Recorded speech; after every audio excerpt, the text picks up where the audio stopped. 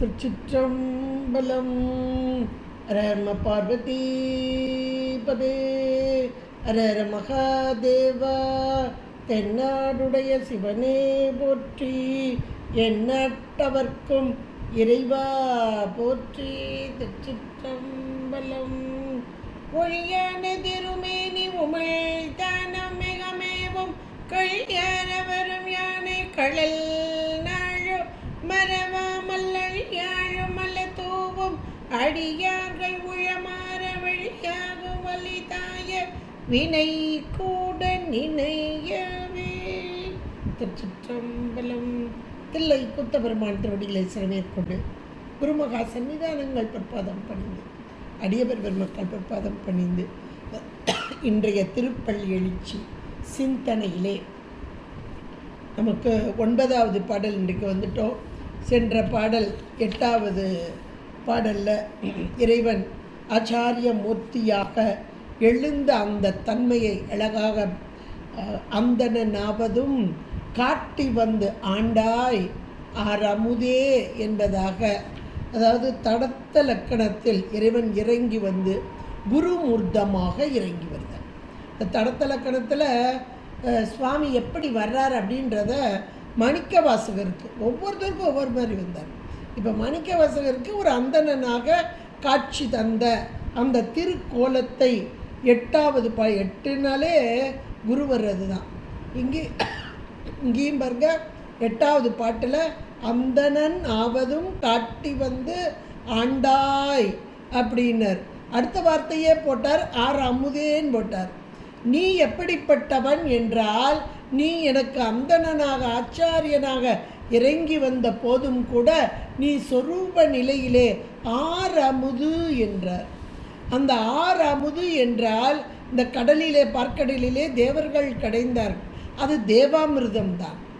ஆனால் அவர்களுக்கு கிடைத்தது தேவாமிர்தம் கிடைத்தது. ஆனால் இந்த அமுதம் எப்படிப்பட்டது என்றால், யார் இவங்க வந்து பார்க்கடலை கடைஞ்சாங்க, ஒரு பக்கம் இங்கிட்டும் அசுரர்களும், அதனால கிடைச்சது. ஆனால் இந்த அமுது அப்படி கிடைக்காது.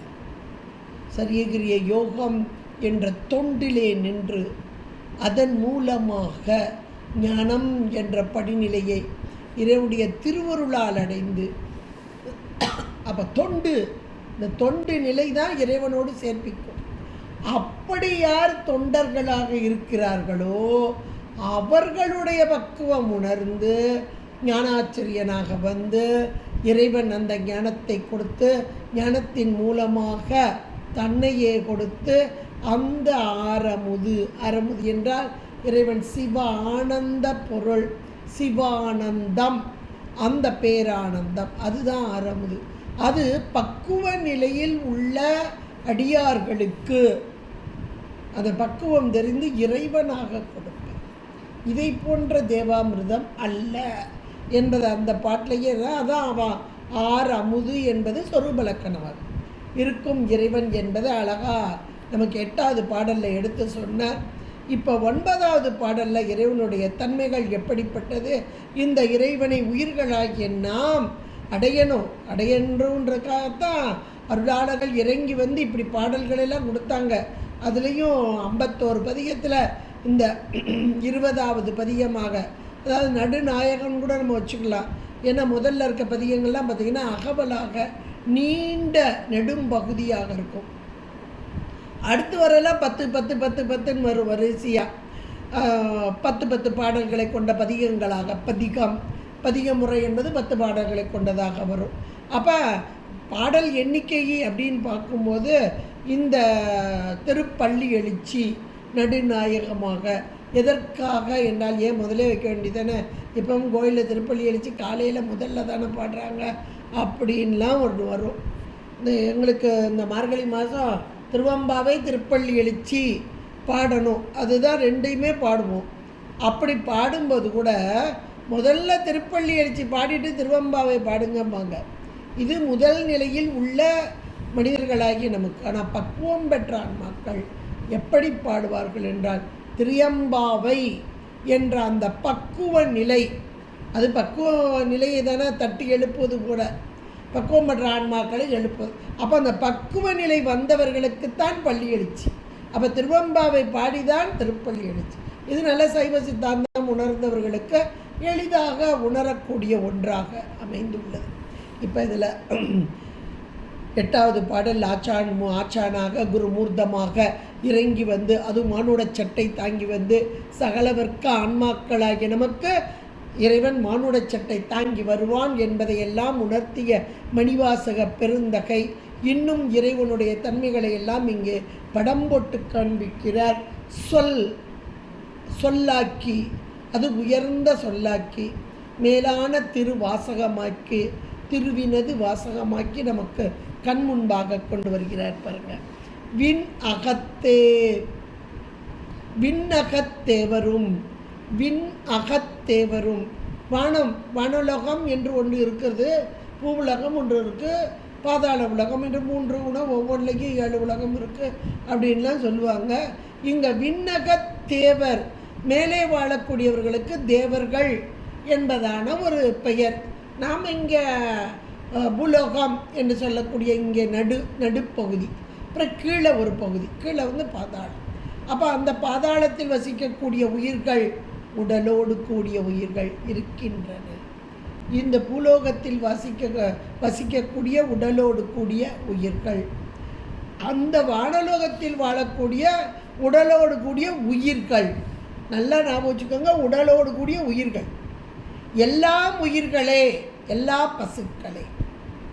இறைவன் மட்டும்தான் பதி ஒன்றே, எல்லாரும் பசுக்களே. இந்த பசுத்தன்மையை நம்ம உணர்ந்துட்டாலே ஆஹா, அப்போ இறைவனுடைய அந்த சிவப்பரத்துவம் இங்கே தான் பேசப்படுகிறது. எல்லாம் பசுக்கள். பசு என்றால் கட்டுண்டவர்கள், மலக்கட்டு. அதில் எல்லாருக்கும் 3 மலக்கட்டு, 2 மலக்கட்டு, 1 மலக்கட்டு இருக்குது. 3 மலத்திலையும் பக்குவம் பெற்றவர்கள் இவர்கள். இந்த 3 மலத்தோடு கூடிய சகலவர்க்க ஆன்மாக்கள் இறைவனை நோக்கி தவம். இறைவனை அடைய வேண்டுமென்றால் தவத்தை தவிர வேறு ஒன்றாலும் இறைவனை அடைய முடியாது. அதை சொல்கிறதுக்கு தான் நமக்கு ஞானசம்பந்த பெருமான் ஒவ்வொரு பதிகத்திலையும் 9வது பாடலை வைத்தார். அந்த 2 பேரால் போய் மேலேயும் கீழையும் சென்றார்கள், காண முடியவில்லை என்பதை மிக அழகாக நமக்கு பட்டியல் போட்டு அருமையாக காண்பித்தார். என்றால் இந்த தன்மையை தான் இங்கேயும் அழகாக சொல்கிறார். விண்ணகத் தேவரும் நன்னவும் மாட்டா. அப்போ விண்ணகம் என்றால் மேலே உலகத்தில் உள்ள அந்த தேவர், அந்த தேவர்கள் அந்த பதமுக்தி அடைந்தவர்கள், இறைவனை நோக்கி தவம் செய்து வழிபாடு செய்து எங்கே இந்த பூமிக்கு தான் வர்றாங்க. அங்கேருந்துலாம் அவங்க பண்ணலை. ஏன்னா அங்கே போன பிறகு அவங்க போகங்களை அனுபவிக்கிறார்கள். அந்த போக அனுபவத்திலே இறைவனை நாடவில்லை. இங்கே அப்போ பூமி என்பது தவபூமி என்பது நாம் வசிக்கும் பூமி தான் தவபூமி. நாம் முச்சை தவம் செய்திருக்கிறோம். இன்றைக்கு மானுட சட்டை தாங்கி இருக்கோம். அதான் அரிது அரிது மானுடனாய் பிறத்தல் அரிது. அதெல்லாம் சாதாரணமான வார்த்தைகள் அல்ல, மிக உயர்ந்த வார்த்தைகள். அரிதான இந்த ஒரு அந்த உயிருக்கு 6 அறிவு கொண்ட, அதுலேயும் பக்குவ நிலை இருக்குது. ஒரு அறிவு இருக்குது, ஒரு 2 அறிவு இருக்குது, எல்லாத்துக்குமே உடம்பு கொடுக்கப்பட்டிருக்கு. அது இந்த புலகத்தில் கொடுக்கப்படும். ஆனால் 6 அறிவு கொண்ட இந்த 6 அறிவு கொண்ட உயிர்களுக்கு மானுட சட்டை சாமி தர்றாங்க. அந்த மானுட சட்டையிலையும் ஒவ்வொரு தளத்திலையும் கொண்டு வந்து போடுறாங்க. இன்னைக்கு நாம் இருக்கக்கூடிய தென்பாண்டி நாடு, தென்னகம் என்ன, இறைவனுக்கு உகந்ததான இடம் எது என்றால் இந்த தென்பாண்டி நாடே தெளி அப்படின்னு அழகாக சொல்லப்படுகிறது. என்றால் இது இறைவன் வந்து இருந்து மகிழ்ந்த தலம். இதில் இந்த உடம்பு கொடுத்து நம்மை வாழ வைத்திருக்கிறார் என்றால் இறை வழிபாடு செய்ய வேண்டும் என்பதற்குத்தான். இதை உணர்ந்தாலே நம்ம போதும். அந்த விண்ணகத் தேவர்கள் எல்லாம் நன்னவும் மாட்டாத இறைவன் அப்படின்னு ஒரு வார்த்தையை போட்டார். அந்த தேவர்கள் ஏன் அவர்களால் இறைவனை நன்னுதல் என்றால் நெருங்குதல், இறைவனோடு கூடி நிற்றல். அப்போ நன்னவும் மாட்டாள் என்றால் கூடி நிற்ற நிலை அவர்களுக்கு வரவில்லை. அதற்கு காரணம் என்ன? கூடி நிற்கும் நிலை அவர்களுக்கு வராததற்கு காரணம் என்ன என்றால் அவர்கள் எதை கேட்டார்களோ அதை இறைவன் கொடுத்தார். இப்போ நாம கூட உலகியலில் வாழக்கூடிய நாம் இறை வழிபாடு செய்கிறோம். ஒவ்வொருத்தரும் ஒவ்வொரு விதமாக செய்யும். எல்லாரும் ஒரே மாதிரி இறை வழிபாடு செய்வதில்லை. திருக்கோவிலுக்கு சென்றுதான் வழிபடுவது என்று நியமமாக கொண்டுள்ளவர்கள் உள்ளார்கள். வீட்டில் இருந்தே விளக்கை ஏற்றி இறைவனை நினைந்து வழிபடக்கூடியவர்கள் இருக்கிறார். இல்லை நிறைய மேம்பட்டவர்கள் அவர்களும் இருக்கிறார். அது மட்டும் இல்லை, விளக்கை ஏற்றி வச்சு உட்காந்து பாட்டு பாடி இறை வழிபாடு செய்கிறது மட்டும் இல்லை, இந்த நூல் வழியாக இறைவனை கண்டு. அதுக்கு கூட ஞானபோதயமாக சொல்லும்போது ஒரு தடவை சொன்னாங்க, அந்த சிதம்பர தரிசனம் நம்ம கேள்விப்பட்டிருப்போம். சிதம்பர தரிசனம் நமக்கு தெரிஞ்சனா சிதம்பரத்துக்கு போய் இறைவனை அதுவும் அந்த அனலாடியாக ஆடுறது இதெல்லாம் நம்ம கண்ணால் கண்டோம், கழித்தோம். அதனால் சிதம்பர தரிசனம்னா சாமி இப்படி அனல் பிளம்பாக அதுக்கு நடுவில் அப்படி செந்தழலாக அப்படி ஆடி வரும் காட்சி, இதுதான் தரிசனம், சரியான தரிசனம் அப்படின்னு நம்மளை கேட்டால் நம்ம அப்படி தான் சொல்லுவோம். ஏன்னா அந்த காட்சியை நம்ம கண்ணால் கண்டோம், இதுவே சிதம்பர தரிசனம் அப்படின்னு சொல்லுவோம். ஆனால் அவங்க இந்த நூல் வழியாக இந்த சிதம்பர மும்மணி கோவை, இது இன்னும் சிதம்பரத்தில் நம்ம அருளாளர்கள் கொடுத்த திருமுறைகள், அதிலே சொல்லப்பட்ட இறைவனின் தன்மைகள், இந்த திருக்கோயிலின் அமைப்புகள், யார் யார் எந்த இடத்துல எப்படி நின்று வழிபட்டார்கள், இதையெல்லாம் அவங்க படிக்க படிக்க படிக்க அந்த இடத்தில் நின்று அப்படியே இறைவனை தரிசிக்கும் பேறு பெற்றோன்னு அவங்களே சொன்னாங்க. இப்படி இந்த நூல் வழியாக நாங்கள் கண்ட பின்பாக இவ்வளோ உயர்வாக இருக்கே, அந்த சிதம்பரத்தை தரிசிக்க வேண்டும் என்று நேரில் சென்றால் எங்களுக்கு ஏமாற்றமே அப்படின்ட்டாங்க குறைவு. ஏன்னா நூல் வழியாக கண்ட இறைவன் அப்பா, ஏன்னா அவங்க அந்த நிலையில் கண்டு அப்படி கழித்தார்கள். அந்த உயர்வு, அந்த உயர்வான நிலையில். ஆனால் இன்றைக்கி அப்படியே இருக்குது, இன்றைக்கி அப்படி இல்லை. அதனால் நேரில் பார்க்கும்போது நம்ம எப்படியெல்லாம் நினைச்சோம், பூலோக சொர்க்கம் சிதம்பரம். அந்த முத்துப்பிள்ளை தாண்டவராயர் அவர் பாட்டில் எப்படி பாடுவேன் உண்மை, எப்படி நீ பாடு, உன்னுடைய தொழுநோய் நீங்க வேண்டுமென்றால் சிதம்பரத்துக்கு சென்று பாடு அப்படின்னு சொல்ல, எப்படி பாடுவேன், நீ அங்கே செல், உனக்கு அங்கே எடுத்து கொடுக்கப்படும், வார்த்தைகள் எடுத்து கொடுக்கப்படும். இது சொல்லி தான் அனுப்புகிறாங்க. சீர்காழியிலேருந்து வர்றார் ஒரு ஓதுவார் குடும்பத்தை சேர்ந்தவர் முத்து தாண்டவர். அவருடைய கீர்த்தனைகள் தான் முதலாக வந்த கீர்த்தனைகள் என்றாலும் இன்றைக்கு ஆராய்ச்சியில் அந்த அம்மா லட்சுமி அம்மா போட்டிருக்காங்க ஒரு புக்கு, அருமையானது. அது மாதிரி சிதம்பரத்துக்கு வர்றார். வந்தபோது அந்த சிதம்பரத்தை தரிசித்து கொண்டிருந்தவர்கள் அவர்களுடைய ஒருவருடைய வாய் வார்த்தை வெளிப்படுகிறது. அவர் சொல்றார், பூலோகத்து சொர்க்கம் சிதம்பரம் அப்படின்றார். அந்த வார்த்தையே முதலாக கொண்டு இவர் கீர்த்தனை அமைக்கிறார், பாடுகிறார். இப்படியெல்லாம் அருளாளர்களால் பாடப்பட்ட ஒவ்வொருத்தரும் பாடிய பாடல்கள்லாம் பார்த்தா எப்பேற்பட்ட இது தலம், எப்பேற்பட்ட இந்த மூர்த்தி அப்படின்னு வியப்படைய செய்யும். ஆனால் நேரில் போனால் அந்த அளவு வியப்பு வருமானா கொஞ்சம் கஷ்டம்தான். அதைத்தான் அவங்க சொன்னாங்க. இப்படி இந்த தேவர்கள் எப்படி வழிபாடு செய்கிறார், இன்னைக்கு நாம் வழிபாடு செய்கிறோம். ஒவ்வொருத்தருக்கும் ஒவ்வொரு விதமான வழிபாடு. திருக்கோவிலுக்கு செல்வதல், வீட்டிலிருந்து செல்வதல், நூல் வழியாக பார்த்து வழிபாடு செய்தல் அப்படின்னு ஒவ்வொரு முறைமை வச்சுருக்கோம். நியதி, அது அவரவர்களுக்கு எது பிடிக்குதோ அந்த வழியிலே சென்று இறைவனை வழிபடுதல் அப்படின்னு நம்ம வச்சுருக்கோம். அப்போ அந்த இறைவனோடு அந்த வார்த்தைகளை படிக்கும்போதே, நூல் படிக்கும்போது அந்த வார்த்தைகளை படிக்கும்போதே அப்படியே ஒன்றித்த நிலை எல்லாருக்குமே வரும் ஓரளவுக்கு. அப்போ இறைவனோடு ஒன்றித்த நிலை இதெல்லாம் வரும். அப்போ மானுட சட்டை தாங்கிய நாம் ஆன்மாக்கள், இந்த ஆறறிவு கொண்ட ஆன்மாக்களாகிய நாம் இறை வழிபாட்டிலே இப்படி இருக்க, இந்த தேவர்கள் விண்ணகம் என்ற மாத்திரத்திலே அவர்கள் பசுக்கள் தான், சகலவர்க்க ஆன்மாக்களே. ஆனால் இந்த பூமியிலே வந்து எத்தனை எத்தனை தலங்களிலே இறைவனை வழிபட்டு பேறு பெற்றவர்கள். அது நம்ம வரலாறு எல்லாம் சொல்லுது, புராணங்கள் மிக தெளிவாக சொல்கிறது. இந்திரன் வழிபட்ட தலம், பிரம்மன் வழிபட்ட தலம், வாயு வழிபட்ட தலம், சந்திரன் வழிபட்ட தலம், திருமால் வழிபட்ட தலம், அக்னி வழிபட்ட தலம், இப்படி இந்த தேவர்கள் பட்டியல் பூரா போடலாம். அவ்வளவு பேர் வழிபட்ட தலம் இருக்கு. சரி, இவங்க வழிபாடு செஞ்சாங்களே, அந்த இடத்துல நம்ம இன்னைக்கு நம்ம எத்தனை இடங்களை போய் பார்க்குறோம் பாருங்க. இந்த மதுரை இந்திரன் தானே வழிபட்டான். எதுக்கு வழிபட்டான்? அவனுடைய சாப விமோச்சனத்துக்காக.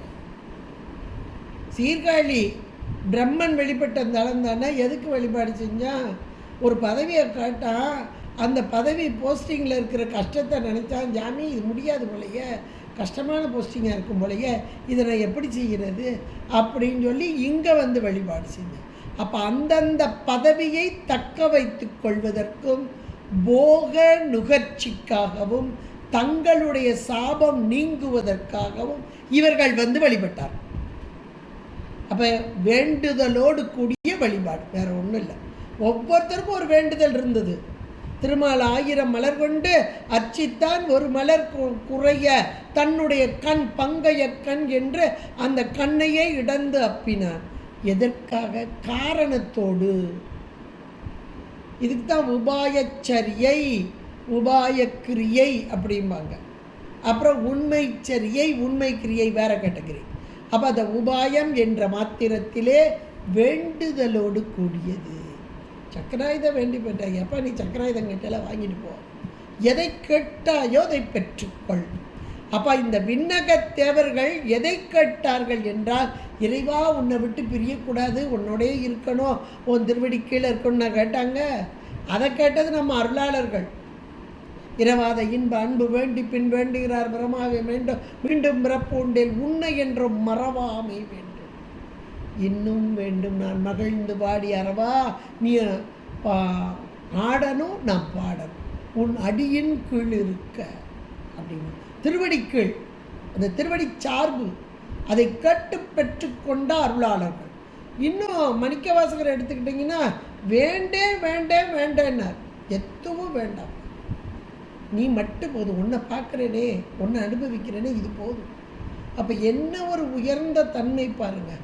அப்போ அந்த விண்ணகத்தேவர்கள் எப்படிப்பட்டவர்கள் இப்போ உங்களுக்கு தெரிஞ்சுக்கிடும். இவங்களையெல்லாம் சொன்னாதான் இவங்களை பற்றி தெரியும். 2 பேரில் இப்போ தேவர்கள் ஒரு கேட்டகரி இருக்கிறாங்க, அவங்க சகல வர்க்கம்தான், ஆனால் நல்ல தவ முதிர்ச்சியில் நல்லா இருக்கிறாங்க, தவம் செய்தவர்கள். அப்போ தவம் செய்து எதன் பொருட்டாக என்றால் தங்களுக்குரிய பதவி வேண்டும், தங்களுக்கு வேண்டிய ஒரு பொருள், அதை பெறுவதற்காக. யாராவது சாமி தான் நீ தான் வேணும்னு கேட்டாங்களா? கேட்டால் சாமி கொடுத்துட்டு போயிடுவார். தன்னையே தருபவன், தன் நிலைமை மண்ணுயிர்கள் சார தரும் சக்தி பின்னமிலான் எங்கள் பிரான். தன்னையே தருபவன். யார் தன்னை கேட்கிறாங்களோ அவங்களுக்கு தன்னையே தருவான். யார் உலக போகத்தை கேட்கிறார்களோ அவர்களுக்கு உலக போகத்தை கொடுக்கும் இறைவன் எம்பெருமான். இதை நாம் கொஞ்சம் உணர்றதுக்காகத்தான் மணிவாசகர் பிறந்தகையார் விண்ணகத்தேவரும் நன்னவும் மாட்டார், அந்த தேவர்களால் நெருங்க முடியாத. ஏன்னா அவர்கள் கேட்டால் கிடச்சிருக்கோம், கேட்கல, அவங்க போகத்தைத்தான் விரும்பினார்கள். அந்த போகத்தை இறைவன் கேட்டதை கொடுத்துட்டார். நன்னவும் மாட்டா. ஆனால் நீ எப்படிப்பட்ட பொருள் தெரியுமா? விழுப்பொருளே, ஒரு ஏகாரத்தோடு போட்டார். விழுப்பொருள் என்றால் மேலான அந்த பரம்பொருள். தேவாதி தேவர்களால், திருமால் பிரம்மன் இந்திரன் இவர்களால் நெருங்க முடியாத, நன்ன முடியாத, எதில் நன்ன முடியாத, அறிவாலும் அணுக முடியாது. அறிவுக்கு அறிவாக இருக்கிறார் சுவாமி, அந்த அறிவாலும், அவர்கள் அறிவில் சிறந்தவர்கள் தேவர்கள்.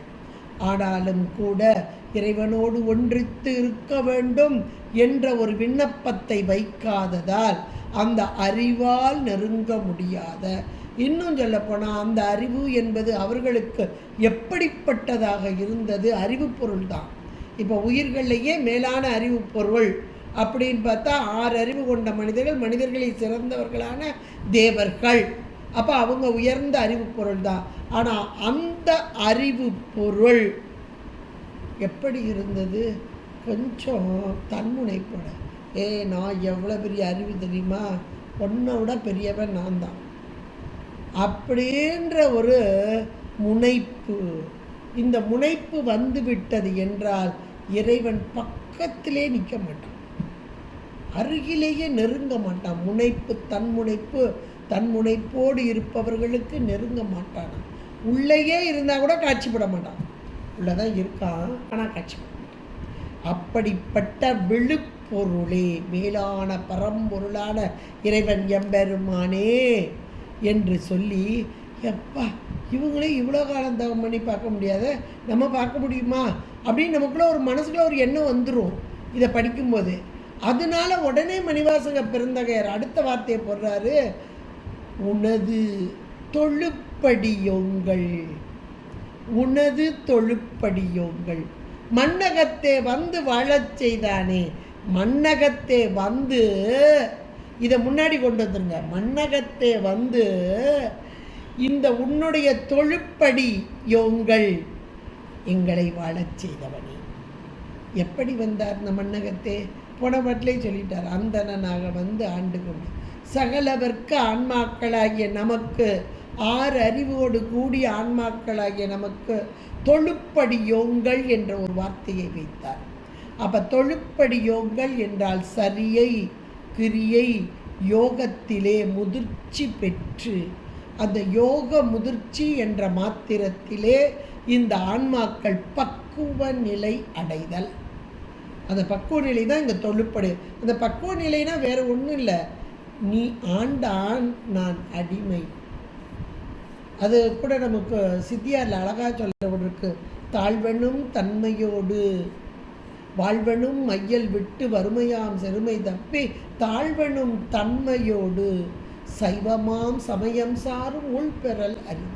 இந்த தாழ்வெனும் தன்மை, எப்போ இந்த தாழ்வெனும் தன்மை வரும்? அவங்க 2 பேருக்கும் வரல, அதை முதலே சொல்லியாச்சு. விண்ணகத்தேவரும் நன்னவும் மாட்டான்னு சொல்லியாச்சு. காரணம் என்ன? தாழ்வெனும் தன்மை இல்லாதவர்கள். நாங்கள் எவ்வளோ பெரிய ஆள் தெரியுமா, நாங்கள் எவ்வளோ பெரிய உலகத்தை ஆண்டுக்கிட்டு இருக்கோம் தெரியுமா அப்படின்னு ஒவ்வொருத்தரும் அவங்கவுங்க உலகத்தை பெரிதாக மதிப்பவர்கள். அந்த உலகத்தையே சாமி கொடுத்தான்றதை மறந்து போயிடுவாங்க. அதனால தான் இந்த மண்ணுலகத்திற்கு வந்தால்தான் அவர்கள் இங்கே வழிபாடு செய்ய முடியும், அங்கேருந்து வழிபாடு செய்ய முடியாது. ஏன்னா அங்கே சுகபோகங்களை அனுபவிக்கும் போது வழிபாடு எங்கெங்கே வரும்? இப்போவுமே பாருங்களேன், நல்ல வசதி வாய்ப்புகள் எல்லாம் நிறைந்தவர்களிடம் வழிபாடு என்பது குறைவாக இருக்கும். ஏன்னா சுகபோகங்களில் திளைத்த நிலை, திளைச்சி இருக்கும்போது அதை விட்டு இறங்கி வர்றதுக்கு அந்த மனம் வந்து இடம் கொடுக்காது. இறங்கி வந்தால் தான் வழிபாடு. அதான் தாழ்வெனும் தன்மை. அப்போ என்னால் ஒன்றும் இல்லை, எல்லாம் நீ கொடுத்த வாழ்வு அப்படின்ற உணர்வு நமக்கு மேலோங்கணும். இது வந்து எல்லாத்தையும் பெற்றவர்களுக்கு வருமானா கொஞ்சம் குறைவு, எல்லாருக்கும் வரவே வராது, அது கஷ்டம். நல்ல ஒரு சுகபோகம் அனுபவிக்கும் போது இதை விட்டுட்டு நான் இப்படி போகிறதா அப்படின்னு வரும். அதுலேயும் இந்த சத்சங்கம் அப்படின்னும் போது அந்த கூடி நிற்ற நிலை, இருக்கிறதுலேயே வழிபாட்டில் மேலான ஒன்று என்னென்னா சத்சங்கம் தான். அதை நமக்கு நம்பி ஆரூரர் மூலமாகத்தான் இறைவன் இவரை இறக்குனதுக்கே காரணம் அதுதான். ஆரூரரை இறக்குனதுக்கு காரணமே அணுக்க தொண்டராக இருந்தவரை, சாரூபம் பெற்றவரை கீழே இறக்கி வரவழைச்சார்னா இந்த சத்சங்கம், அடியார் கூட்டம் அது எப்படிப்பட்டதுன்னு உலகத்துக்கு தெரிய வைக்கணும்னு. இந்த சத்சங்கம், அடியவர்கள், அடியவர்களை மதித்தல், அடியவர்களை ஆண்டவனாக பாவித்தல், இதெல்லாம் நமக்கு சொல்கிறதுக்காகத்தான் அவங்க வந்தாங்க. இப்படி ஒவ்வொருத்தரையும் நம்ம எடுத்து பார்க்கணும். பார்த்தா தான் இறை வழிபாட்டுனா என்னன்னு புரியும். அப்படி புரியும் போது மிக உயர்வான ஒரு வார்த்தை தாழ்வனும் தன்மை. நீ ஆண்டான் நான் அடிமை. எப்பவுமே நீ ஆண்டான் நான் அடிமை. இந்த உணர்வு நமக்கு இருந்து கொண்டே இருக்கும். கொஞ்சம் கூட அதில் மாறுபாடு வந்துடக்கூடாது. சதா காலமும் இறைவா நீ நடத்துகிற ஆண்டான் அடிமைனா வேற ஒன்றும் இல்லை. இப்போ நம்ம வீட்டில் ஒருத்தவங்க வேலை பார்க்குறாங்கன்னா, வீட்டுக்குள்ளே நுழைஞ்சிட்டாங்க அப்படின்னா, நம்முடைய கட்டளையின் ஏவலின் பேராக அவங்க செய்வாங்க. தானாக செயல்படுறது கிடையாது. இதை கேட்டு கூட செய்வாங்க. சில நேரம் கேட்கலைன்னா கூட ஏற்கனவே பட்டியல் போட்டு சொல்லி வச்சுருப்போம். இன்றைக்கி இந்த வேலையை செய்யின்னு சொல்லி பட்டியல் போட்டு வச்சுருப்போம். வர்றதுக்கு முந்தைய மனசுக்குள்ளே ஒரு பட்டியல் வச்சுருப்போம். இன்றைக்கி வந்தோடனே இதை செய்யணும், இதை செய்ய சொல்லணும், இதை செய்ய சொல்லணும். வந்தோடனே முதல்ல வேலை உள்ள நுழையும் போதே சொல்லிடுவோம், நீ இன்றைக்கி இந்த வேலையை செய், இந்த வேலையை செய்யும். அப்போ நம்முடைய ஏவலுக்கு கட்டுப்பட்டு அவர்கள் நடக்கும். இதே போல் இந்த கான்செப்ட் அப்படியே வச்சுக்கோங்க. இதே போல் இந்த மானுட சட்டை சாமி கொடுக்குறாருன்னா, எப்பா இத்தனை காலம் இந்த மானுட சட்டையோடு நீ இருக்க போகிற. சாமி முதல்ல கொஞ்சம் புரிகிற மாதிரி சொல்லியிருந்தால் நம்ம மாறி இருப்போமோ என்னவோ தெரியல. அதனால தான் நம்ம இஷ்டத்துக்கு நீங்கள் ஓடிக்கிட்டு இருப்போம். ஆனால் சாமி கணக்கு வச்சு தான் அனுப்புகிறார். இவ்வளவு காலம் இந்த மானுட சட்டை உனக்கு கொடுக்கப்படும். இந்த மானுட சட்டை கொடுக்கும் காலத்தில் இவ்வளவு பக்குவம் நீ அடைய வேண்டும் அப்படின்னு போட்டு அனுப்புகிறாரு. ஆனால் அவர் கணக்கு சரியாக தான் இருக்கும். எப்போ அந்த ஆன்மாவை எப்படி பிடிக்க விடுவோம், மானை காட்டி மானை பிடிப்பது போல மானுட சட்டையை கொடுத்து இந்த உலக போகத்தை கொடுத்து இந்த உலக போகம் நிலையில்லாதது என்பதையும் உணர்த்தி, அதன் பின்பாக அப்படி நிலையில்லாதது என்றால் நிலையானது எது என்ற உணர்வையும் மேலோங்கச் செய்து, அதுதான் தொழுப்படியுங்கள். நீ ஆண்டான், என்னை நடத்துகிறாய், நான் அடிமை என்ற உணர்வோடு உண்மை சரியை கிரிய யோகத்தை ஏற்றி வரும் அந்த ஆன்மாக்களுக்கு இறைவன் எப்படி வருகிறார்? மண்ணகத்தே வந்து வாழச் செய்தானே. மண்ணகத்தே என்ற மாத்திரத்தில் இந்த பூமியிலே, இந்த உலகத்திலே, இப்போ நாம் வாழும் இந்த மண் உலகத்திலேயே இறங்கி வருகிறார். எப்படி வருகிறார்? மானுடச்சட்டை தாங்கி வருகிறார். சகலவர்க்கு ஆன்மாக்களாகிய நமக்கு மானுடச்சட்டை தாங்கி வந்து வாழச் செய்தார். வாழச் செய்தல் அப்படின்னா நல்ல வசதி. இன்றைக்கி நமக்கு தெரிகிற வாழ்வு அப்படின்னா அவன் நல்லா வாழ்கிறான்பா அப்படிம்போம். வாழ்தல் அப்படின்னா நல்ல சுகபோகங்களோடு. நமக்கு தெரிஞ்ச உலக போகம் தானே, சிவபோகம்லாம் தெரியாது. இப்போ இதை பார்த்து அவனுக்கு என்னப்பா நல்லா வாழ்கிறான்பா அப்படின்னு சொல்லுவோம். அப்போ இந்த வாழ்வு, அவனுக்கு வந்த வாழ்வு கொஞ்சம் இகழ்ச்சியாக சொன்னால் அவனுக்கு வந்த வாழ்வு இன்னைக்கு அப்படி பேசுகிறான் அப்படிலாம் சொல்லுவோம். அப்போ அந்த இகழ்ச்சியாக சொன்னால் அந்த வாழ்வு என்பது மேலான சுகபோகங்களில் அனுபவம். இப்போ இந்த இடத்துல இறைவன் இறங்கி வர்றார். எதில்? இந்த மண்ணகத்தே, இந்த உலகத்தில் பூமியில் இறங்கி வந்து மண்ணகத்தே வந்து என்னை வாழச் செய்தான் என்றால் இந்த உடம்போடு வாழ்கிறதுக்காக வாழ வைக்கிறாரு. அதை கொஞ்சம் அப்படியே சிந்திச்சு பாருங்கள். ஒரு அண்டர்லைன் பண்ணி வச்சுட்டு கொஞ்சம் அப்படியே சிந்திச்சு பாருங்கள். வாழச் செய்தல் என்பது உயிரோடு கூடிய இந்த உடல், இந்த மண்ணுலகத்திலே வாழும் வாழ்க்கை, இது இகத்திற்குரிய சௌபாக்கியம். ஆனால் இறைவன் இந்த சௌக்கியத்தை மட்டும்தான் கொடுப்பானா? இது கால இட எல்லைக்கு உட்பட்டது. எல்லா உயிர்களுக்கும் கால இட எல்லை. இப்போ நம்ம முதல்ல விண்ணகத்தேவர் சொன்னார், அவர்களுக்கும் கால இட எல்லை உண்டு. நமக்கு இத்தனை வருஷ காலம் இங்கே உண்டுன்னா, இப்போ தேவர்களுக்குரிய ஆண்டு காலம் அப்படின்னா நமக்கு ஒரு வருடம் என்பது அவர்களுக்கு ஒரு நாள் கணக்கு அப்படிம்பாங்க. அப்போ அந்த ஒரு நாள் அப்படின்னும் போது இப்போது நம்ம நாட்டில், இந்திய நாட்டில் இருக்கக்கூடிய பணம், அது வெளிநாட்டுக்கு போகும்போது நம்ம பணத்தில் இவ்வளவு கொடுத்தா தான் அங்கே இருக்கிற ஒரு பவுண்டு அப்படின்லாம் சொல்லுவாங்க. அப்போ நம்முடைய பணம் அதிகமாக கொடுத்து அவங்க பணத்தை ஒரு பணத்தை வாங்குகிறோம். இதே போல் இந்த தேவர்களுக்கு ஒரு நாள் என்பது நமக்கு ஒரு வருட காலம். இதுதான் இந்த மார்கழி மாதமாக 30 நாள், அது தேவ காலம் அப்படின்லாம் சொல்லுவாங்க. அது அந்த மார்கழி மாதம் அப்படின்லாம் சொல்கிறதுலேருந்து இப்போ தேவர்களுக்கும் காலம் உண்டு, இடம் உண்டு, எல்லை உண்டு, மூணுமே உண்டு. இப்போ மண்ணகமாகிய இந்த உலகத்திலே வாழக்கூடிய நமக்கும் காலம் உண்டு, இடம் உண்டு, எல்லை உண்டு. அப்போ எவ்வளவு காலம் எந்த அளவு சுகபோகங்களோடு வாழ வேண்டும் என்று வாழ வைப்பவன் இறைவன். அதான் வாழச் செய்தான். ஆனால் இதை மட்டுமா செய்ய வருவான்? இது அற்பமானது. கால இட எல்லைனாலே அற்பம் தானே. கொஞ்ச காலம் வாழ்கிறதுக்கு என்னத்தை போய் அப்படின்னு சில நேரம் அழுத்துக்கிடுவோம் பாருங்க. என்ன மிஞ்சி போனால் கொஞ்சம் காலம் இருக்க போகிறோம் அப்படின்னு சில நேரம் ஒரு அலுப்பு வரும் பாருங்க.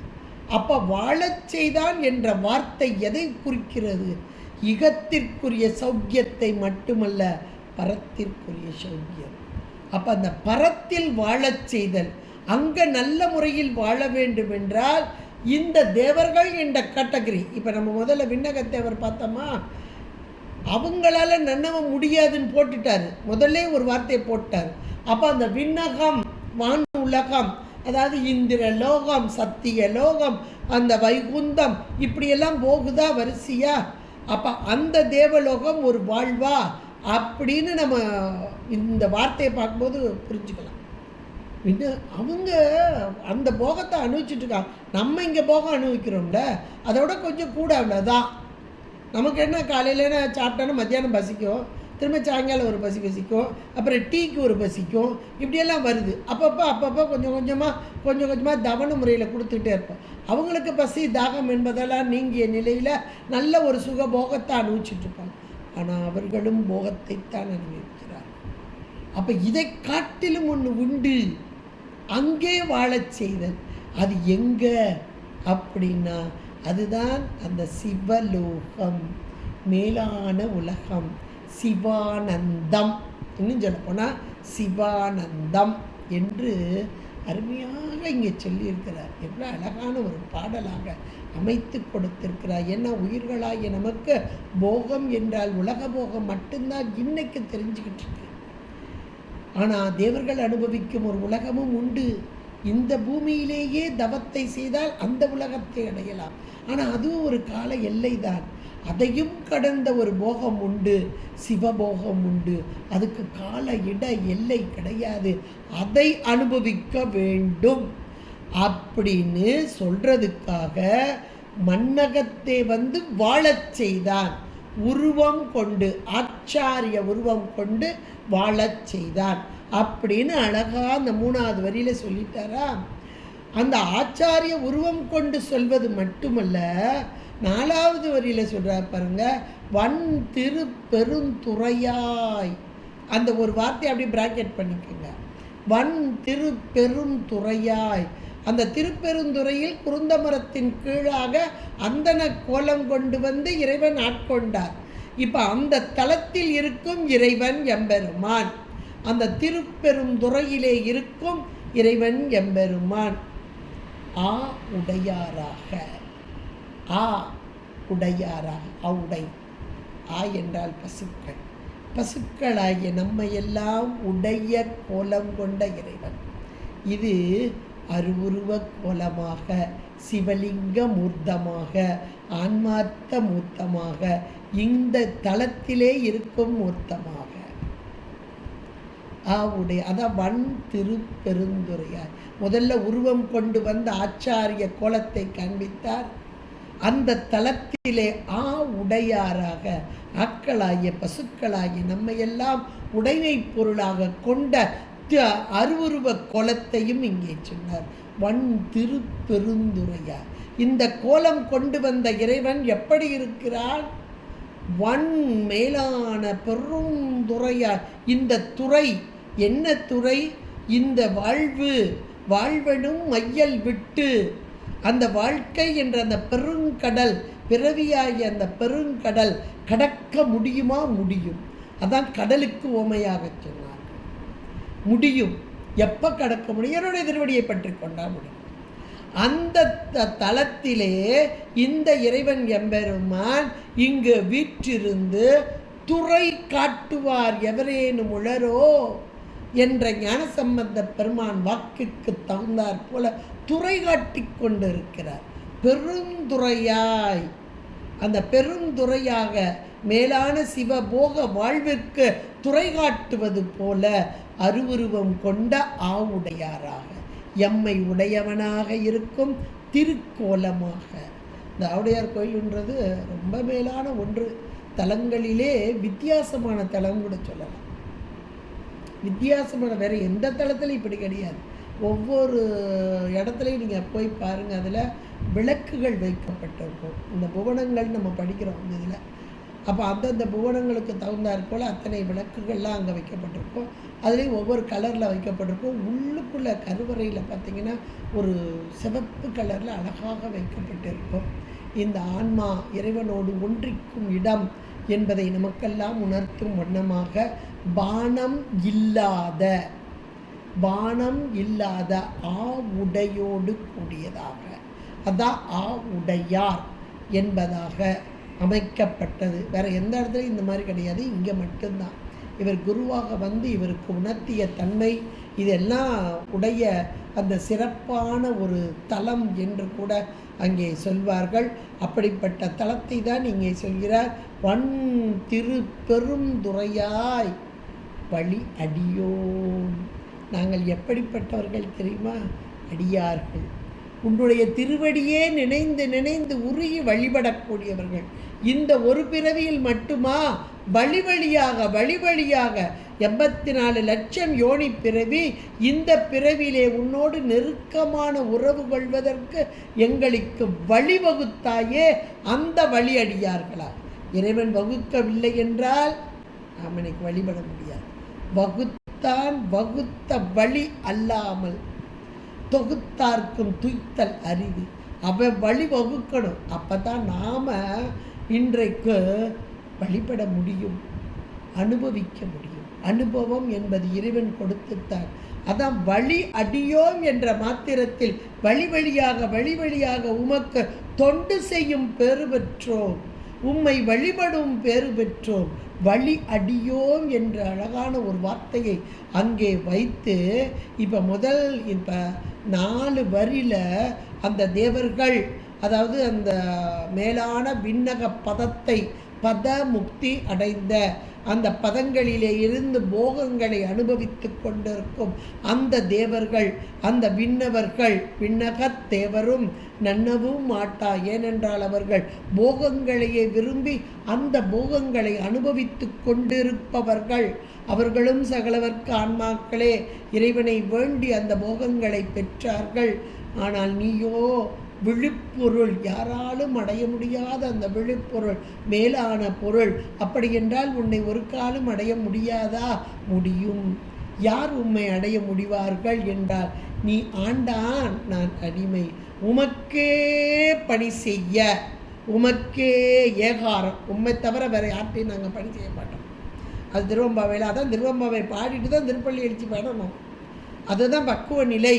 உமக்கே அந்த ஏகாரம். ஒன்றை தவிர வேறு யாருக்கு நாங்கள் பணி செய்ய மாட்டோம், ஒன்றை தவிர நாங்கள் கையெடுத்து கும்பிட மாட்டோம். இந்த உபமன்ய முனிவர் இந்த பெரிய புராணத்தில் பார்த்தீங்கன்னா, இறைவனை தவிர யாரையும் வணங்காத இந்த முனிவர் இப்போது ஒருவரை வணங்குகிறாரே, யார் அவர்? அப்படிதான் கேட்பாங்க. இறைவனை தவிர ஒருவரையும் வணங்காதவர். அதைத்தான் இங்கே தொழுப்படியுங்கள், உன்னையே தொழுது வணங்கி இருக்கக்கூடிய உடைய திருவடிப்பேறு, திருவடியை தவிர வேறு ஒன்றையும் நினைக்காதவர்கள் தொழுப்படியுங்கள் என்று சொல்லி, எப்படிப்பட்ட எங்களை மன்னகத்தே வந்து வாழச் செய்தவனே, வாழ்வாங்கு வாழ்வு எங்களுக்கு தந்த இறைவா என்று சொல்லி, நீ இந்த தலத்திலே இந்த பெரும் துறை என்ற வழப்பம் மிகுந்ததான அந்த திருப்பெரும் துறையிலே அருவுருவ காட்சியாக உடையராக இருந்து எங்களையெல்லாம் வழி நடத்தக்கூடிய வழி நடத்தி இன்றைக்கு அடியார்களாக இருக்கும் பேறு பெறச் செய்தாயே என்று இந்த இறைவனை புகழ்ந்து பாடி 4 வரியில் அழகாக பாடிட்டார். இறைவனுடைய பெருமைகளையெல்லாம் பட்டியல் போட்டார்.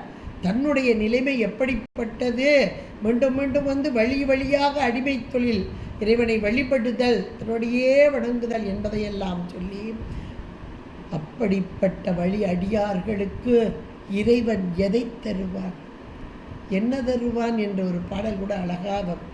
என்ன தருவான்? தன்னையே தருவான். தன்னையே தருவான். அப்போ அந்த தன்னையே என்றால் அந்த பொருள் எப்படிப்பட்ட பொருள்?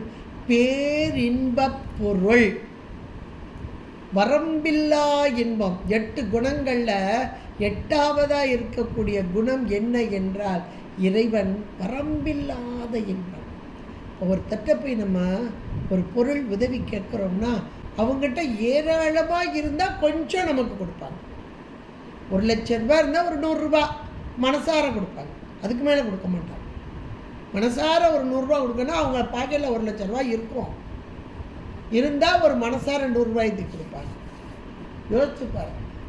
அதுவும் ஐயோ பேங்க் பேலன்ஸ் குறைஞ்சிட்டே அடுத்து அதை ஃபில் பண்ணணுமே அப்படின்ற உணர்வெல்லாம் நம் போன்ற அறிவுகளுக்கு வரும். குறைஞ்சிடக்கூடாது அப்படின்னு நினைப்போம். சாமிக்கு அள்ள குறையாத அந்த இன்பம் எதை கொடுக்கிறார்? இன்பத்தை கொடுக்கிறார். அப்போ இன்பத்தை கொடுக்க அவர் குறைகிறாரா? அதான் வரம்பில்லா இன்பம் உடையவர். கொஞ்சம் கூட குறைவுபடாத, எவ்வளவு எடுத்தாலும் குறைவுபடாத வரம்பில்லா இன்பத்தை உடைய இறைவன் என்பர். அப்போ அந்த இன்பத்தை, அந்த ஆனந்தத்தை இந்த உயிர்களுக்கு கொடுக்கிறான்றத அழகார ஒரு 4 வரியில் பட்டியல் போடுறாரு பாருங்க.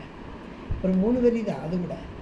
கண் அகத்தே நின்று கழி தரு தேனே சொல்றாரு. தேனேங்கிறாரு, கடல் அமுதேங்கிறாரு, கரும்பேங்கிறார். 3 சொல்லியிருக்காரு. ஒன்று தேனு, அடுத்து கடல் அமுதம், அடுத்து கரும்பு. இங்கே மேலே அப்படியே நீங்கள் வாங்க, வரைக்கும் வாங்க. விண்ணக தேவர்கள் சொன்னாரா? அடுத்து தொழுப்படியோங்கள் அப்படின்னாரு. அப்புறம் வழி அடியோம்னார். 3 கேட்டகரியை போட்டாரா? இங்கே 3 வகையான இன்பத்தை சொன்னாரா? அப்போ யாருக்கு என்ன இன்பம்லாம் கிடைக்கும் அப்படின்னு பாருங்கள். இதில் வரிசையாக அப்படியே அதில் பொருத்தி நின்று பாருங்கள். இப்போ இதெல்லாம் சாதாரணமான ஒரு பாடல்கள் இல்லை, எவ்வளவு நிலையில் நின்று இறைவனே தந்த பாடல்கள் அப்படின்றதுக்கு இதுதான் சாட்சி. கண் அகத்தே என்றால், அகம் என்றால் உள்ளே, உள்ளே இருக்கிற கண். எல்லாத்துக்கும் வெளியே இருக்கிற கண் தெரியும், உள்ளே இருக்கிற கண் எங்கே இருக்குங்க அப்படின்னு நம்ம யோசிக்கலாம். சைவ சித்தாந்தம் படித்தவங்களுக்கு ஒன்றுமே சந்தேகம் வராது, டக்குன்னு சொல்லிடுவாங்க. அகம் என்றால் உயிர், கண் என்றால் அறிவு. அப்போ உயிரின் அறிவு, உயிரின் உள்ளே இருக்கும் அறிவு, அது அறிவு பொருள் தானே. அப்போ கண் அகத்தே நின்று கழிதரு தேனே. நம்பர் 1 போட்டுக்கோங்க. யாருக்கு தேனாக இருக்கிறான் என்றால் உயிருக்கு உயிராக நின்று அந்த தேன் போன்று. தேன் என்பது ஒரு மருந்து பொருள், தேன் என்பது ஒரு விருந்து பொருள். விருந்தில் தேன் இல்லாமல் இருக்காதுங்க. இந்த குழந்தை பெற்றுட்டான்னா வீட்டில் தேன் இல்லாமல் இருக்காதுங்க. ஒரு வயசானவங்க ஒரு வீட்டில் இருந்தாங்கன்னா தேன் இல்லாமல் இருக்காதுங்க. ஒரு நோயாளி ஒரு இடத்துல இருந்தாங்கன்னா தேன் இல்லாமல் இருக்காதுங்க. அப்போ தேன் எப்படிப்பட்டது? மருந்தாக, விருந்தாக, நோய் தீர்ப்பதாக, உணவாக, இப்படியெல்லாம் வர்றது தேன். அப்போ இந்த தேன் இங்கே கழிதரு தேனாக வருதான். அப்பா சூப்பர் டேஸ்ட்டுப்பா. இந்த தேன் அங்கேருந்து வந்தது, மாத்தாண்டத்துலேருந்து வந்தது, அதனால் அப்படியே சாப்பிட என்ன டேஸ்ட்டாக இருக்குது தெரியுமா அப்படின்னு நம்ம சொல்லுவோம். அப்படிப்பட்ட தேன் போன்ற சுவை அப்போ அந்த சுவையை தர்றானா? கழித்தரு தேனே. அந்த தேனை அருந்தும் போது யார்? வியாதிஸ்தர்கள் மருந்தாக சாப்பிட்டாங்கன்னா அதுக்கு என்ன சந்தோஷமாக வரும் அவங்களுக்கு?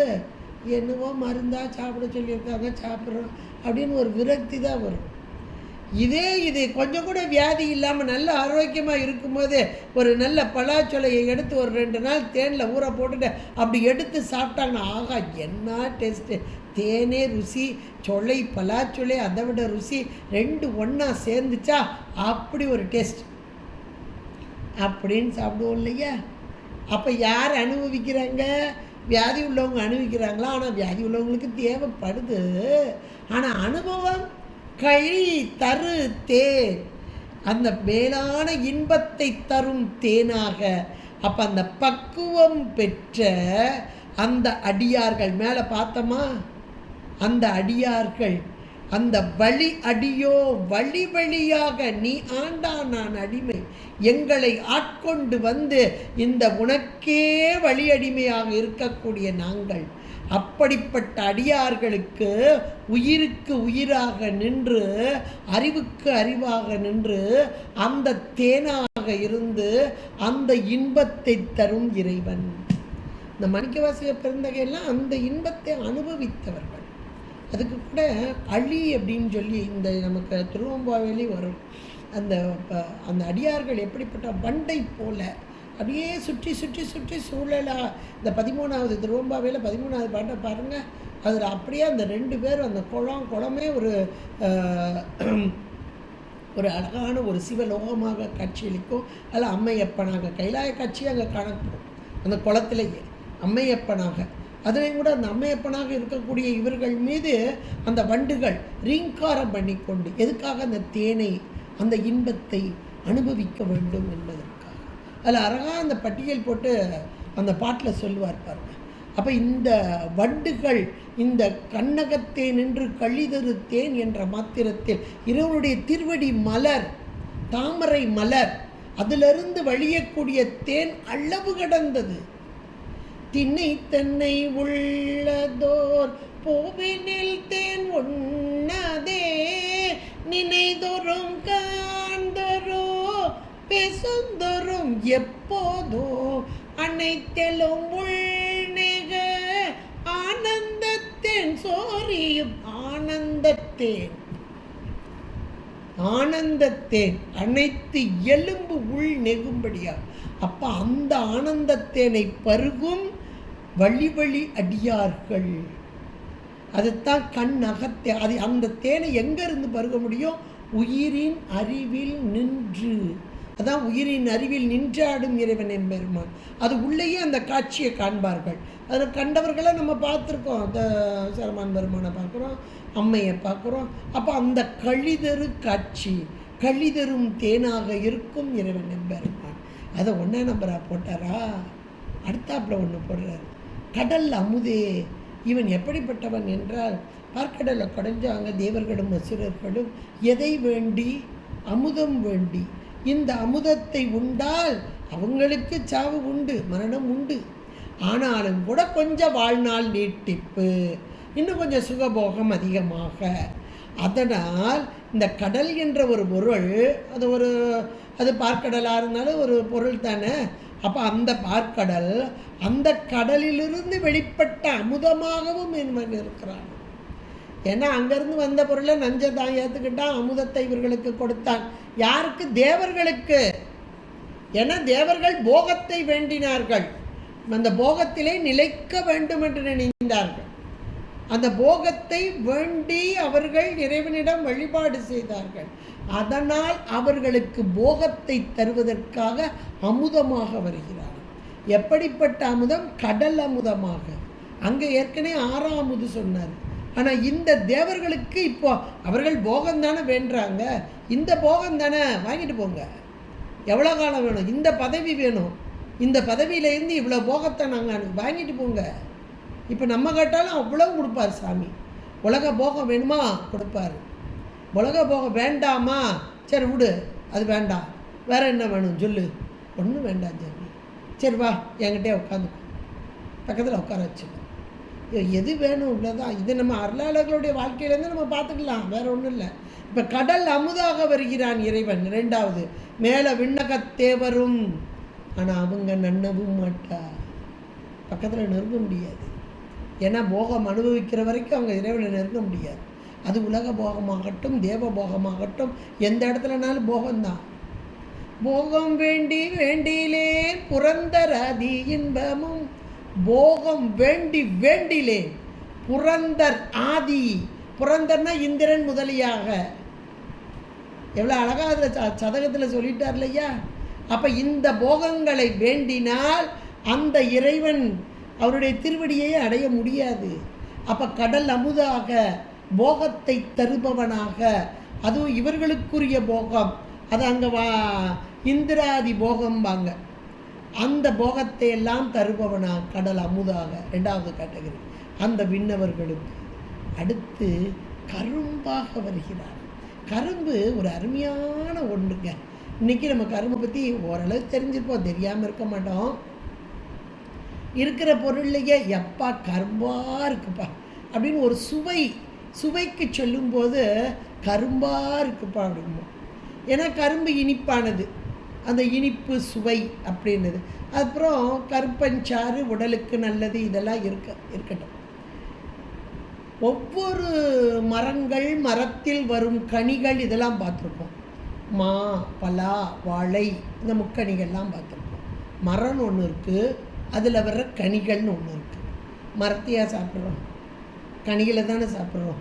மரம் அவ்வளோ பெருசாக இருக்கும், அதில் அங்கங்கே பழம் இருக்கும். சில மரத்தில் வேணால் கூட கொஞ்சம் பழம் இருக்கும், அவ்வளோ. பலாப்பழம் பார்த்திங்கன்னா கொஞ்சம் தான் இருக்கும், சில இடங்களில் கூட கொஞ்சம் பழம் இருக்குன்னு வைங்களேன். வாழைனா ஒரு கொலையைத்தான் தள்ளும், முடிச்சுது அந்த மரம். அப்போ அந்த மரம் இனிக்காது, பழம் இனிக்கும், அந்த கனி இனிக்கும். அதனால் அந்த கனியை விரும்பி உண்ணக்கூடியவர்களாக இருக்கும். கரும்பு யோசிச்சு பாருங்க, கரும்போடைய பாகம் முழுக்க இனிப்பு, அந்த பகுதி முழுக்க இனிப்பு.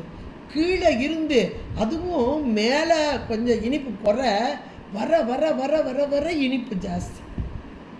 அதனால தான் கரும்பே முதல்ல ஸ்டார்டிங் பாயிண்டில் சாமியை கும்பிடும்போது அவ்வளோலாம் நமக்கு போகம் தெரியாது. என்னதோ போனோம் வந்தோம், நாங்கள் கும்பிட்டோம், அவ்வளோதான். ஆனால் கொஞ்சம் கொஞ்சமாக அனுபவிச்சுட்டு வர வர வர வர அந்த திருவடியை பிடிச்சிட்டோன்னு வைங்களேன். இந்த திருவடி என்பது கீழே உள்ள பகுதிங்க, அந்த மண்ணுக்குள்ளே பொதிஞ்சிருக்கு பாருங்கள், அந்த பகுதிங்க. அந்த பகுதியில் இருக்க மண்ணெல்லாம் தட்டிட்டு அதை சாப்பிட்றது கஷ்டம். அடிக்கரும்பு சாப்பிட்றது கஷ்டம். நிறையா பேர் அடிக்கரும்பு வெட்டி கீழே போட்டுருவாங்க. அப்பா எனக்கு பல்லு இல்லைப்பா அதெல்லாம் சாப்பிட்றதுக்கு அப்படிம்பாங்க. ஆனால் கடித்து ருசித்து சாப்பிட்டு அனுபவிச்சிட்டோம்னா எப்பா என்ன ஒரு தித்திப்பு, அன்னைக்கு பூரா வாயெல்லாம் மணத்துட்டு இருக்கு. இதை நம்ம அனுபவிச்சிருக்கோமா? கரும்பு அனுபவிச்சிருக்கோமா? அப்பா, அப்போ சாமி கரும்பாக இருக்கான். யாருக்கு? தொழுப்படியவங்களுக்கு. தொழுப்படை அப்படியே தொழுது வணங்கி இறைவனுடைய திருவடியை அப்படியே இந்த சரியை கிரியை யோகம், அதுவும் உண்மை சரியை உண்மை கிரியையில் அப்படியே இருந்து அவரை தொழுது வணங்குகிறாங்க பாருங்க. தொழுப்படியவங்களுக்கு அது முதல் நிலையில் லேசாக கொஞ்சமாக இனிப்பு, கொஞ்சம் சப்புன்னு இருக்கும்.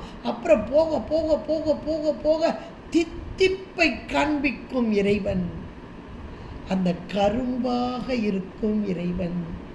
எவ்வளோ அருமையான 3 நிலையிலே இருந்து உயிர்களுக்கு அருள் பாலிக்கும் இறைவன் என்பதை முதல் 4 வரியில் அந்த 3 கேட்டகரியை எடுத்து சொல்லி அவர்களுக்கு யாருக்கெல்லாம் எப்படி வருவான், இன்பத்தை தருவான் என்பதை இந்த 4, 5வது அடியிலே சொல்லி கண்ணகத்தே நின்று கழிதரு தேனாக கடல் அமுதாக கரும்பே அந்த ஏகாரத்தோடு வந்து விரும்பும் அடியார். அடுத்த வார்த்தை சொல்றாரு, விரும்பும் அடியார் எண்ணகத்தாய். அந்த எண்ணகத்தில் வந்து நிற்கிறார். யாருக்கு? விரும்பக்கூடியவர்களுக்கு, எல்லாருக்கும் இல்லை. யார் உன்னை விரும்பி இறைவா உன்னை அடைய வேண்டும் அடைய வேண்டும் அடைய வேண்டும் என்று விரும்பி விரும்பி வருகிறார்களோ அவர்களுக்கு என் அகத்தாய். அகம் என்றால் உள்ளே, அந்த உள்ளே எழக்கூடிய எண்ணங்கள். இன்னைக்கு ஞானசம்பந்த பெருமான் மண்ணில் நல்ல வண்ணம் வாழலாம், எண்ணில் நல்ல கதிக்கு. அப்ப அந்த எண்ணங்கள், அப்ப அந்த எண்ணங்கள் எங்கே எழுகிறது அப்படின்னா உயிரோட அறிவிலிருந்து எழும்புது. என் அகத்தாய் அப்படின்னா உயிர் அறிவில் ஏற்கனவே ஒரு மலம் கிடக்கே, என்னுடைய எண்ணங்களை எல்லாம் திரிவுபடுத்தி அந்த மலத்தின் வழியாக செலுத்துகிறதே. இப்போ இது மலம் இல்லை. இது திருவம்பாவையிலேயே பார்த்திங்கன்னா குரு வந்து ஆட்கொண்டு பக்குவம் பெற்ற ஆன்மாக்கள் இங்கே பள்ளி எழும் நிலை. அப்போ அந்த பள்ளி எழும் நிலை என்ற மாத்திரத்திலே திரோதான சுத்தி அந்த நிலையை இங்கே நமக்கு அழகாக காமிக்கிறார். என் அகத்தாய், அந்த அகத்திலே உள்ளுக்குள்ளே, அகம் என்பது இந்த உள்ள உயிருடைய அறிவில், அது எண்ணங்களாக, அப்போ அந்த மலம் நீக்கப்பட்ட நிலை, அடங்கிய நிலை, இதுதான் திரோதான சுத்தி. இருள் அப்படியே மடங்கிய நிலை, இருள் நீங்கியது, ஒளி அங்கே புறப்பட்டது, திருவருள் புறப்பட்டது. இந்த ஒரு இடத்துலேருந்து அழகாக நம்ம புரிஞ்சுக்கலாம். இப்போ என் அகத்தாய், யாருக்கெல்லாம் விரும்பக்கூடிய அடியார்களுக்கு என் அகத்தாய், அகத்திலே, அகம் என்றது உயிரின் அறிவிலே எழும் இறைவன். இங்கே மட்டுமா வர்றான்? உலகுக்கு உயிரானாய். இந்த உலகம் இறைவனால் படைக்கப்பட்ட ஒரு பொருள், மாயையின் காரியம், ஜடப்பொருள். இங்கே எல்லா பொருள்களும், எது பஞ்சபூதங்களும் இருக்கிறது, வானாகி மண்ணாகி. அப்போ அந்த வானம், பூமி, நிலம், நீர், தீ, காற்று, ஆகாயம் என்ற ஐம்பூதங்களின் வடிவாக இருக்கிறது. ஐம்பூதங்களின் ஜடம். இந்த ஐம்பூதங்களை இந்த ஜடப்பொருள் தானாக செயல்படுமா? படாது. எப்படி ஒரு உடல், இப்போ நம்ம உடல் ஒரு ஜடம், இப்போ இந்த ஜடமாகிய உடலை இயக்குதல் உயிர். உள்ளுக்குள்ளே உயிர் இருக்க வரைக்கும் தானங்க நம்ம நடக்க முடியும். உள்ள ஊருக்கு உயிர் வெளியே போயிட்டுன்னா என்னது, பிளாட்டாக போட்டுருவாங்க. பேரினை நீக்கி பிணமென்று பேரிட்டு தூக்கி பாக்ஸில் வச்சுருவாங்க. அப்போ இந்த உடம்புக்கு ஒரு உயிர் வேணும். எதுக்கு? இந்த நடமாடுறதுக்கு, செயல்படுறதுக்கு உடம்புக்கு ஒரு உயிர் வேணும். அதே போல் இந்த உலகுக்கு ஒரு உயிர் வேண்டும். அந்த உலகத்தின் உயிராக இருக்கும் இறைவன் என்னுடைய எண்ணத்து அகத்திலே இருந்து என்னை செலுத்தும் இறைவன் இந்த உலகத்துக்கு உயிராகவும் இருக்கிறார். உலகத்து பொருள்களெல்லாம் ஜடப்பொருள்களாக இருக்கின்றன. அந்த ஜடப்பொருள்களை இயக்கும் வண்ணமாக உயிராக, உலகத்து உயிராக இருக்கும் இறைவன். இதைத்தான் நம்ம அருளாளர்கள் எல்லாருமே சொன்னாங்க. உயிரானாய். இப்படிப்பட்ட இறைவன் யார் என்றால் எம் பெருமான், என்னுடைய தலைவன். என்னுடைய தலைவன், உயிருக்கு உயிராக இருந்து என்னை செலுத்தும் தலைவன். உயிரை மட்டுமா, உயிரின் மூலமாக உடம்பையும் செலுத்தும் தலைவன். இந்த உடம்பை மட்டுமா, இந்த உலகத்து பொருளையெல்லாம் செலுத்தும் தலைவன். அப்படிப்பட்ட இறைவன் எழுந்து வர வேண்டும். எம் பெருமான் பள்ளி எழுந்து அருளாயே, எழுவது மட்டுமல்ல அருளும் புரிய வேண்டும் என்று எவ்வளவு ஒரு அழகாக நுணுக்கமான ஒரு வார்த்தைகள். இந்த பொருள் ஆழங்கால் பட்ட பொருள். இதுதான் திருவாசகம் ஓதுதல் ரொம்ப எளிது, ஆனால் உணர்தலோ அரிது. அரிய பொருளை இங்கே பொதிந்து வைத்து நம் பொருட்டாக தந்த மணிவாசக பெருந்தகையார்.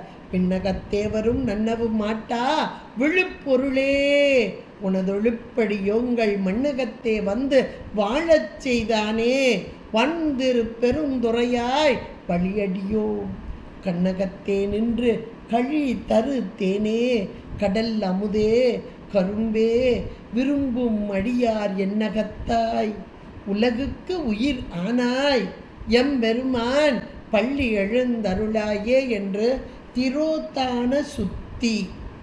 இது எல்லாமே திரோதான சுத்தி. முதல்ல நீங்கள் கருத்துரையை பார்த்துக்கோங்க. அப்போ திரோதானம் என்பது மறைப்பாற்றல் நீங்கி திருவருளோடு கூடிய நிலை. அதுதான் பள்ளி எழுதல். அதிகாலை நேரம் அந்த சூரியனுடைய கதிர்கள் அப்படியே விளங்கி தோன்றுதல். ஆகாயத்திலே அந்த சூரிய கதிர்கள் விளங்கி தோற்றுதல். அப்படி தோற்றம் வரும்போது இதுகாரும் ஆகாயத்தில் இருந்த இருள் நீங்கிய நிலை. இவ்வளோத்தையும் சேர்த்து நமக்கு அழகாக பட்டியல் போட்டு இந்த 9வது பாடலிலே நமக்கு அமைத்து கொடுத்திருக்கிறார். இன்னும் ஒரு பாடல் இருக்குது. அது முடிந்த பின்பாக அடுத்த பகுதி என்னன்றதை யோசிப்போம். இதுலேயும் கூட அடுத்த வாரம் அடியேன்னு சொல்கிறது இல்லாததுன்னு தான் நான் நினைக்கிறேன். அப்புறம் அதுக்கு அடுத்த வாரம் நம்ம எப்பவும் போல் பார்த்துட்டு முடிச்சுட்டு அதுக்கு அடுத்து என்ன சிந்திக்கலாம் என்பதை பொறுத்து இறைவன் திருவருளும் குருவருளும் கூட்டி வைக்க நாம் சிந்திப்பதற்கு இறைவன் அருள் புரிவாராக. திருச்சிற்றம்பலம். ரம பார்வதி பதேர மகாதேவ. தென்னாடுடைய சிவனே போற்றி, எண்ணற்றவர்க்கும் இறைவா போற்றி. திருச்சிற்றம்பலம்.